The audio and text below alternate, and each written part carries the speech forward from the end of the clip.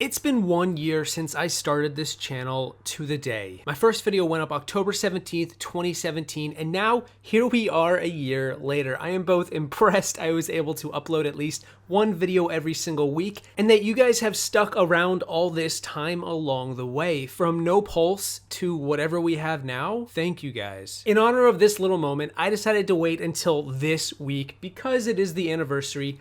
I'm gonna have a snack with this video. I know I could wait until more seasons have come and gone, but where's the fun in waiting? We all know a sequel to arguably the best season Survivor has ever produced has to happen. A celebration of the first 19 seasons, Heroes versus Villains was such a fantastic cast of all-stars, and now that we're nearing the 40th season mark, let's talk about a new cast of good guys and bad guys and everyone in between with Heroes versus Villains 2.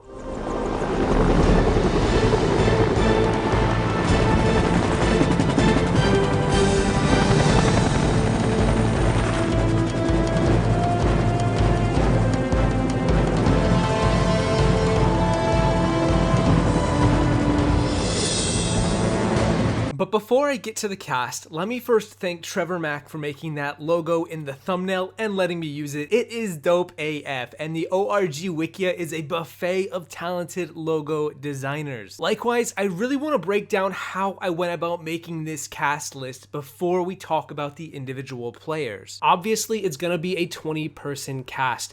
2 tribes of 10 heroes and 10 villains, same structure as before. As season 20 was a collection of the first 19 seasons, I only found it fitting to make this cast out of the season's post Heroes vs. Villains 1, meaning from Survivor Nicaragua until present day. I want Heroes vs. Villains 2 to be a celebration of the next 20 seasons of the show, and while I'm sure many of you have read a bazillion cast lists for this hypothetical season, I'm really not that interested in telling you why Richard Hatch or Johnny Fairplay need to come back, because let's be honest, they should, but there are plenty of other great characters in the second half of Survivor's lifespan that could get put into a similar pantheon for a more modern time. I'm well aware certain players will never get asked back, no matter how many letters I write to CBS. Come on, CBS, why don't you respond? So I didn't include those players in this cast. Taking stock of the recipe used to create the original Heroes vs. Villains, I also pulled the numbers for that cast and was shocked to discover not a single player was voted out in the pre-merge on their original season. The worst was Boston Rob as a merge boot in Marquesas, but even then, he delivered the goods in All-Stars. And then how many 2-timers versus 3-time players existed in the original cast? And because this would hypothetically be season 40,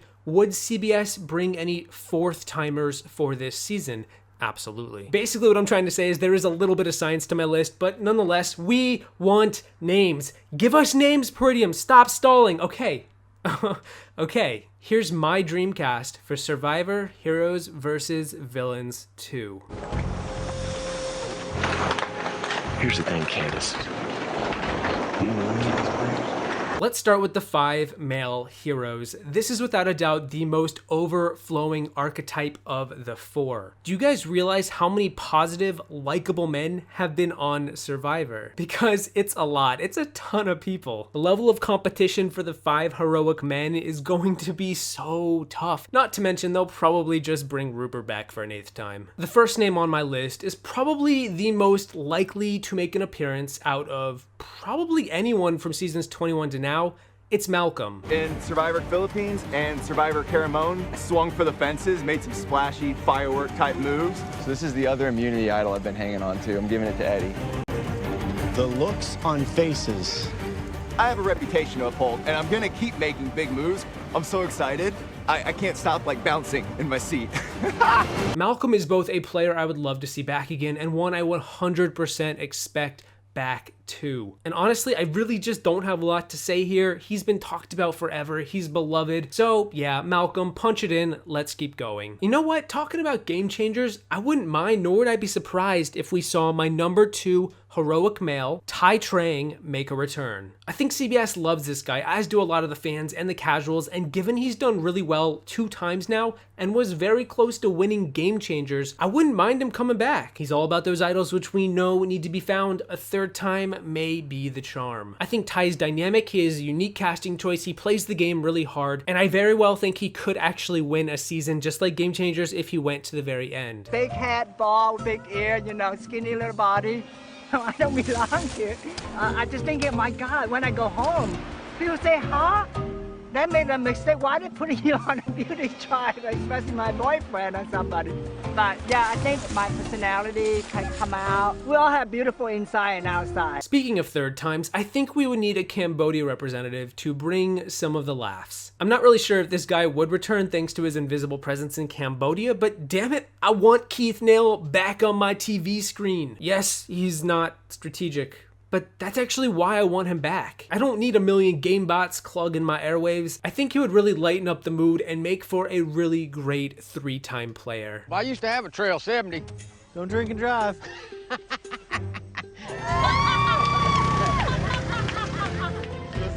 We'll see you later. We're gonna see Keith in like 10 years, retired on the beach. And this is what he's gonna be doing. Here I am driving a tuk-tuk on the beach in Cambodia. Outside of Malcolm, one player I find very likely to return, and I think will absolutely be considered a hero, is Michael Yerger from Ghost Island. A major fan favorite. I would honestly say this is probably my #2 most confident pick as far as male heroes to actually return if this season exists. Michael was a very likable underdog, put in a very bad situation right out of the gate until the very moment he went home. I really do think he could bring it again. I've given, my best and some. I've been playing the game I've been waiting to play for 10 years, and I'd never forgive myself if I didn't try my hardest. Last but not least, the final male hero is from Heroes, Healers, and Hustlers. I want Dr. Mike back on my screen. That man is a hero for so many other men around the world. He was half of a coconut and wholly worth of a spot in this cast. Top 5 heroic male, sure, why not? He's kooky. He's pretty much spot on, in my opinion, for what this group of guys needs. It's a day for Joe and I to stir things up and bust some more jokes. We're like Cisco and Ebert. Between me and you, it's basically like an eeny, meeny, miny, mo situation. Can you do me a favor and do another fight with Chrissy? Maybe I'll leave it a bang. Mike, you're in rare form this afternoon again. Mike, what are we gonna call our table? The Cocoa Nut. But let me just say there were a lot of candidates. Here are the list of names I dug up but decided not to put in my top 5 for the men. Adam from MVGX, Hayden, John Mish, Joe Anglin, David Wright, Zeke, Ben, Mike, Donathan. Not that they made my top 5, but I could very well see any of them returning. All right, let's do it. A little bit of spice, a little bit of flavor. Let's talk about the female villains. Because villains always have a little more fun. I love my female villains. They're probably my favorite archetype of the bunch. As far as three-peats, we're gonna need Chaos Cass back. Maybe she annoyed you, maybe she didn't, but we saw her attempt to turn a new leaf in Cambodia, and it kinda didn't work. Whether she returns reformed or full-on mad, she's one of my favorite castaways, and I think she would be a shoo-in for this season. Arguably one of the most iconic post-heroes versus villainesses, I think she needs to come back just by default. I am an attorney, and my track record is undefeated. They're thinking, oh, how cute, there's the mom. They don't know I'm probably more cunning and ruthless than 95% of the population. Another similar Cambodia compadre would be, I have to, Abby Maria Gomez. She made it far in both of her seasons and was just such an outright major antagonistic force to be reckoned with. Again, she brings a spice that may tire some of you, but you do need a little conflict in your episodes, and for sure, she brings it. When I look back on my season, I made a lot of mistakes. I created a lot of trouble. I am your friend. Me too. But if you with me, you're dead. That was a mistake. I threw coconuts at Scoopin's head. Whoa, sorry. I like having fun. Villains have more fun. Sweet Kelly be damned. I think an obvious choice who many fans would want back is Chrissy from Survivor HHH. Initially put on the Heroes tribe, it's almost too good to have her now be on the villains. If that isn't a story arc in the making, I don't know what is. Very possibly could have won her season. Chrissy is a beast with her immunity wins, and an alliance between Chrissy and Cass needs to happen in my lifetime. I almost feel like Chrissy is a lock, but let's not get ahead of ourselves. Poor Ben picked the wrong time to pick a fight with me because he did not get to see his sweet Kelly. And now I'm gonna make sure that he regrets that he ever crossed me. Now, this wouldn't be Heroes versus Villains 2 without at least one winner in the bunch. After all, we had 4 winners in the first cast, and I think Natalie Anderson 20 is just what we need. One of the most badass winners to ever grace our screens. You just know she would slit throats to the finish line and join the ranks of Sandra as our second 2-time winner. Just the way Tribal went, I knew I had to pretend to mess up and accidentally vote out Alec instead of Keith and act my ass off to convince them that it was a mistake. I mean, I think I sold it to them properly, but it's gonna be scary. But John is on my hit list. He's been on my hit list since he sent Jeremy home, so it's been a long time coming. I need to make some moves soon. But it wouldn't really be an all-star cast without at least one highly questionable out of left field pick, and so here we are. This might be the captain of sports Danielle DiLorenzo of the pick. You guys want random? One villainess I think would truly deliver in spades and is very underrated. I'm talking about Jessica Johnston from Survivor, Heroes, Healers, Hustlers. I spoke with Desi and I was pleased to hear that her and Joe were still working together. So now I have all of the old healers and Lauren and Ben from Yawa, and that's the majority. I am feeling like the queen bee at this moment. She was the merge boot who was sort of in a showmance with Cole, and if behind the scenes reports are to be believed, she was actually running the show at the Healers camp, especially in the swap and going into that merge. I think she would make for a fantastic left field pick and could definitely fit the villainess role better than anyone probably is anticipating. As far as honorable mentions, I had brought up one of either Missy or Baylor, Debbie, of course, and maybe even Lauren from Heroes, Healers, and Hustlers. So let's talk about the heroines. Wonder Woman, Supergirl, Batwoman, Captain Marvel, the whole gang. It goes without saying, bring back Kelly Wentworth. Her stint in Cambodia was inspiring, and the prophecy of Drew Christie needs a proper conclusion. Who's the most dangerous person in this tribe? Who is it? Who's gonna manipulate this game and throw the stronger guys out? Hi, I'm Kelly Wentworth, and I just idled Andrew Savage out of Survivor Second Chance.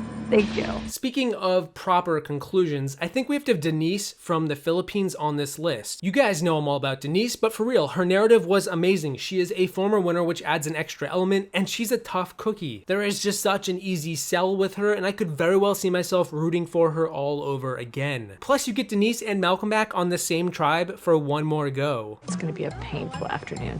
It's like the first date with the kid who like pulled your hair all the time in kindergarten or like spit in your lunch, and then suddenly you're on a date and it's like, wow, okay, so I'm just gonna make nice. And given she was this close to making it the first time, I think Sabrina Thompson, who was in the running for Cambodia, could be another easy sell for a female hero. They say nobody remembers second place, but I reckon casting kinda does, and given we brought back Troyzan and Brad Culpepper, why not one more almost second chancer? I want to see what she can do after having learned from Master Spradlin. This is the big move that everybody is looking for. You have to take the risk. Forget who's gonna be pissed off at you. Swing over and think about the gay guy that comes in who everybody thinks is gonna get out in the first round. You come over and you knock off one of the biggest people there. The other three-peat in this tribe has to be Aubrey. Down and out underdog turned losing finalist overdog turned yet again scrappy down and out underdog. Aubrey is both a hero in our hearts and an easy lock for a cast of this magnitude. Give her back her blue buff, she's going to Fiji. And Aubrey has it!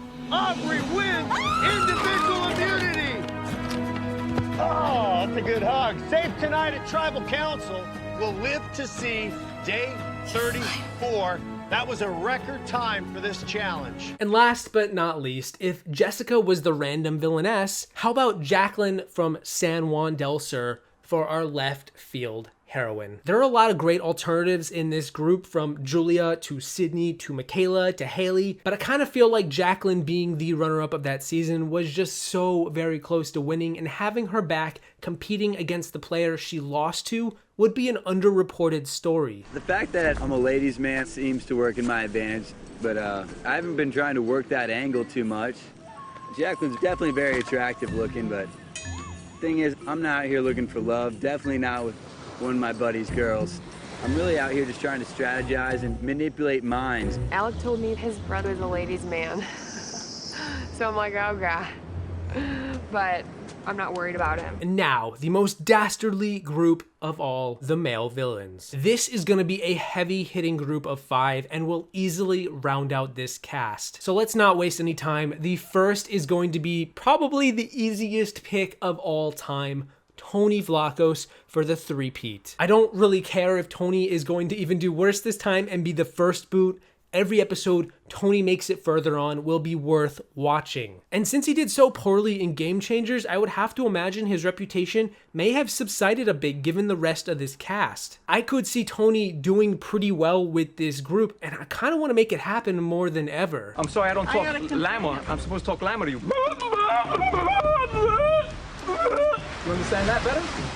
That was the last straw that broke the camel's back. It's like, are you kidding me? Another quite likable chap has to be Jay from Millennials versus Generation X, who I debated including as a hero, but no way, this guy was just way too mischievous not to be a villain. He's a jokester, but damn, did you see the way he cut Michaela in the pre-merge? And I live for it, by the way. Jay and all of his 9 lives need to come back at least one more time. Michaela. What? That's 3 votes Michaela, 2 votes Brett, 1 vote left. Did you do that? Yeah. I did it. As far as the menacing side of this group goes, I would love to rip on Rodney one more time. Yo, it's his damn birthday. The guy was a crazy quote machine, and I think he's one of those castaways that may be tough to appreciate in the moment, but afterward, you're kind of glad he was there. I think he's a necessary hothead for this bunch, and honestly, I have no idea what's gonna happen to him if he's in this cast, but I would love to find out. Washing dishes on my birthday. 9 miserable days left on this island that doesn't even grow coconuts or any fruits. 0 for 5 on reward challenges. I had a bunch of scumbags who neglected me on my birthday. And then one of the biggest villains that the fans were absolutely rooting against. Give me Kyle Jason, the bounty hunter from Co Wrong. Man, this guy was a piece of work. But he also had a soft side that made him into a much better rounded villain, and I would argue one of the best the show has ever seen. I'm being dead serious. Rewatch Co Wrong and pay attention to his story. I think he brings a unique element, the sympathetic, rough and tough, salt of the earth kind of guy. And hey, worst comes to worst, maybe we'll root against him all over again. A lot of people find me intimidating. They judge me because of how I look.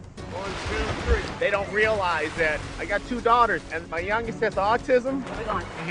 Down. Like, I'll be the girly girl dad, then I also teach him how to be a badass. And then lastly, how could we not include the Dominic Abate from Survivor Ghost Island? Merely 1 vote away from being crowned the King Don Don of the season, this guy is super likable and one of my favorites from recent memory. I know I've said this already, but I kind of feel like actually looking over at the whole list, he's probably the biggest lock of the bunch. And I couldn't be happier knowing that. I want more coffee sipping pontification. Us girls have been folding for what you guys want, and we want Michael out. Right. Tonight. Now. Now.